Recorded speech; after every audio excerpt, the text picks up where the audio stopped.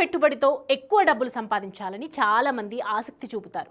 అందుకోసం అనేక వేదికలను ఎంచుకొని పెట్టుబడులు పెడతారు. అలా పెట్టిన పెట్టుబడులు మంచి ఫలితాలు ఇస్తే ఆ మజానే వేరు. తాజాగా ఓ వ్యక్తి ₹1,00,000 పెట్టుబడి పెట్టి 80 కోట్ల రూపాయలను లాభంగా పొందాడు.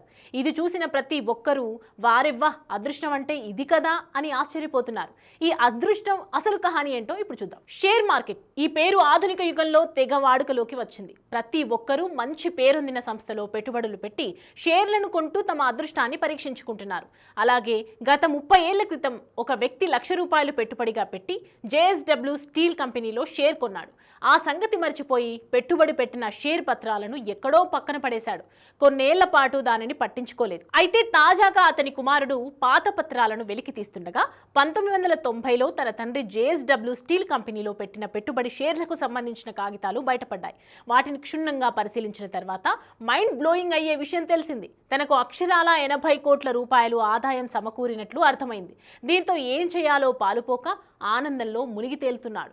మంచి సంస్థలను నమ్ముకొని వాటిపై అవగాహనతో దీర్ఘకాలానికి పెట్టుబడులు పెడితే అవి ఎలాంటి ఫలితాలిస్తాయో చెప్పేందుకు ఈ సంఘటనే ప్రత్యేక ఉదాహరణ అంటున్నారు మార్కెట్ నిపుణులు.